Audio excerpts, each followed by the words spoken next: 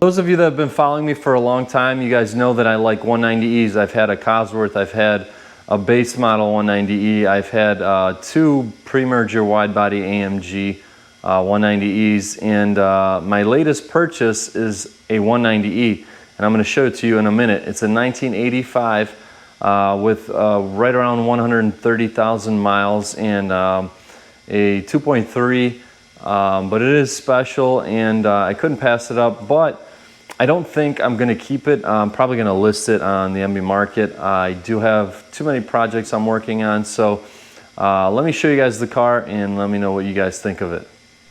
Here it is, the 1985 wide-body pre-merger AMG. Flared front fenders, full kit. It does have a Zender rear spoiler. And you can see how much wider it is than your average 190E. And front fenders also come out right here. And these are, I believe, fiberglass or plastic. I'm not 100% sure, but they are definitely not metal. And here on the rear, it's much more aggressive, and it meets the side skirts and the rear bumper that flares out to that molding. The Zender spoiler is really unique. This is a foam spoiler, and it's marked right here. It says Zender. It's kind of faded already, if you guys could see that. There's a pre-merger AMG badge on it. Somebody badged it 2.316 valve, but it is not that. That would be cool, but it's not. Interior is okay. The seats are in great shape for their age. Some fading on the door cards. Carpets have stains on them. Wood needs refinishing.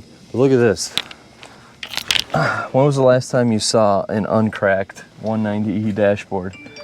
It's very hard to find an uncracked dash. We do have some aftermarket things like the steering wheel, Pioneer radio with the equalizer, which none of this stuff works. Missing door card. You know, it is a project car, but the beauty of this is it does start up and runs and drives. Fires right up. 124,000 miles on the clock, but I'm not sure if the odometer works. Quite often those gears break, they don't work. Somebody dropped the wiper arm here, and it's missing the wiper blade itself. Cool pre-merger plate. Looks kind of embossed. Nothing to really see under the hood. It is missing the air intake box, but I'll show you what this thing's working with. It does run really smoothly. It's got new belts, or one belt, new thermostat, new injectors. I'm pretty sure they rebuilt CIS unit, and new spark plugs, fresh oil change. Yeah, it's missing the airbox, so it does need that. However, it does run and drive. You could drive it up and down the block. Furthest I've gone is on my driveway. But yeah, this is a rare car nonetheless. Getting harder and harder to find. Actually, let me show you guys the markings on the fenders. Just close the hood, but we'll go back over there. Obviously, it's missing the AMG wheels, which are pretty attainable still. But if we look right here, you have the KBA 35591 part number on both sides here. And pretty rare to see, but I also found the part number on this rear fender flare.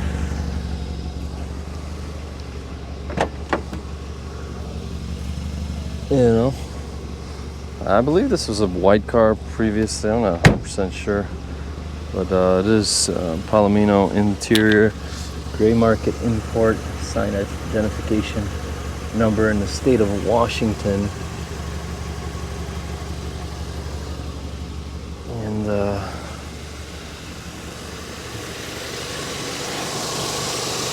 color code here would be 040. I don't think it's 040. I don't see it.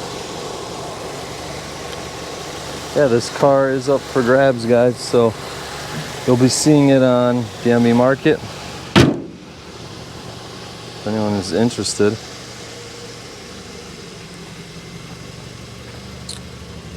You can either restore this car as is, pretty solid. I didn't see any crazy rust on it. It's a pretty dry car.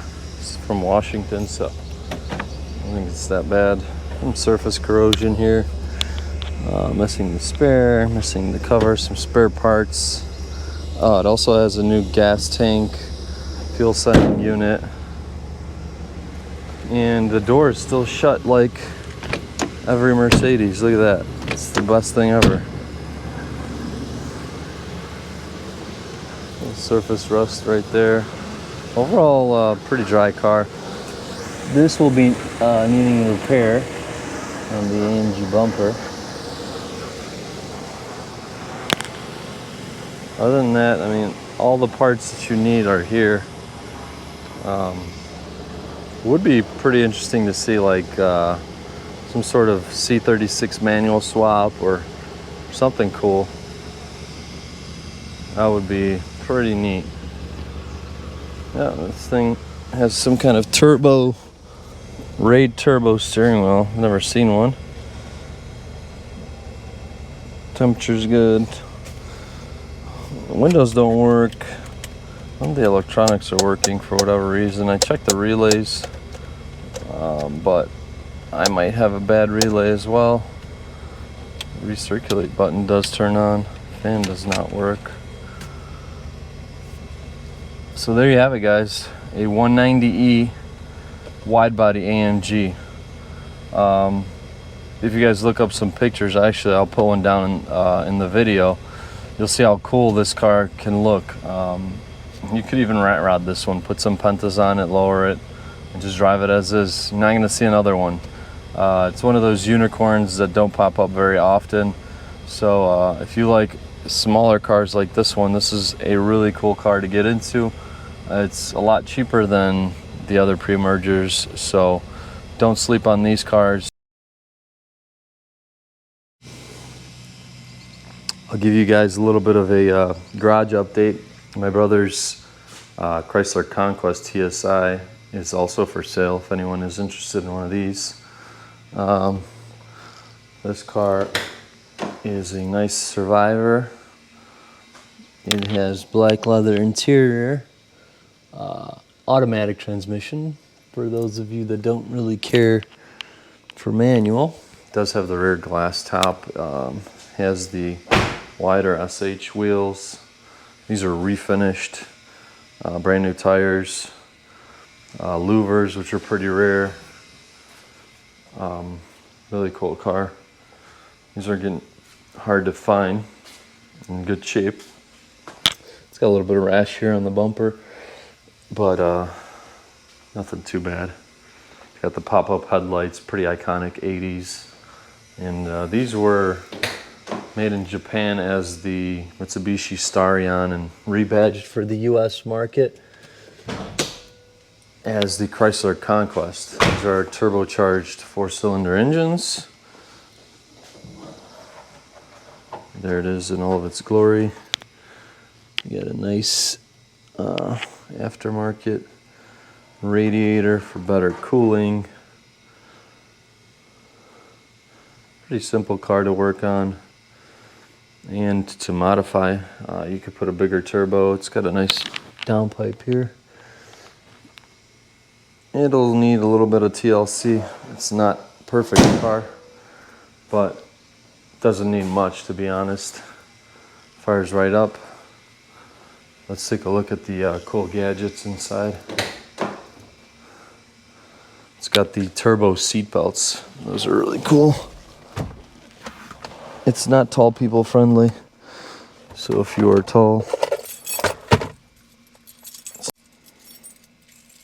let's go ahead and put this beast on.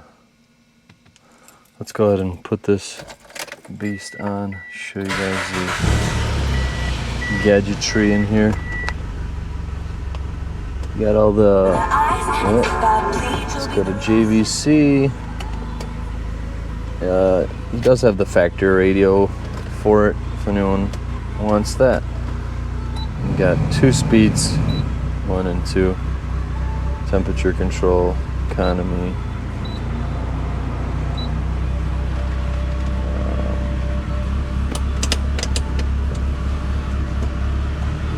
127,000 miles. And the headlights pop up here, I believe. There we go. And then off. You got your hazards here. Got all the volume controls for the factory radio here. Obviously don't work right now. You got your lights here. Cool part is these seatbelts that read turbo. The leather seats are what they are. I mean, they're a little bit dry, but really cool car. So if you guys are interested in the Conquest, let me know. Shoot me a email, and I'll get you the info on the car, and I'll get you the person to get in contact with. Let me show you the tailgate area. I think it has a spare. Yes, there's a spare. Really clean over here. And that's that. That's the boot.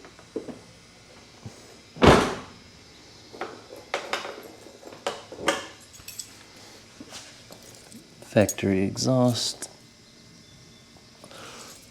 Pretty dry, a couple spots here with some surface corrosion here. Common areas for these cars. But overall, I mean, it's a sharp looking 80s car. Looks really good next to the SL. SL is needing to get the hardtop buffed. I got the AC working, which is a plus. I'll start looking for some replacement seats, and then I'll probably get the wood refinished. I'm trying to figure out my horn issue, why it's not working. I got a horn ring. I checked the horn up front. Horns work, scared the crap out of me.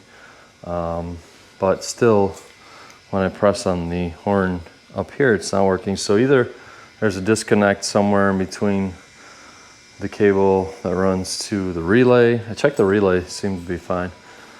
And the fuses, there isn't a specific one for the horn, but there's a relay that is a general relay, which I swapped out, and still no difference. So it might be a connection issue on the steering wheel part, so I'll have to take a look at that. Kind of annoying and important to have a horn when you do need one. So, but yeah, the 190E will either already be on the NB market when I post this video, or it will be already sold. A good opportunity to get into a pre-merger for a non-astronomical price. And yeah, solid car overall. Get another car, swap the parts, or build this car.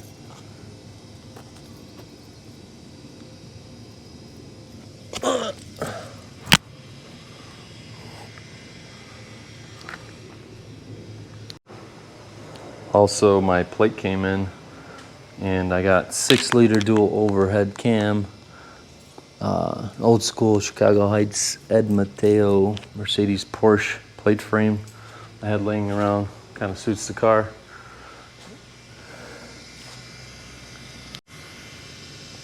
That wraps it up for today's video, guys. Thanks for tuning in. Make sure to smash the like button. Subscribe to the channel if you're new, and till next time.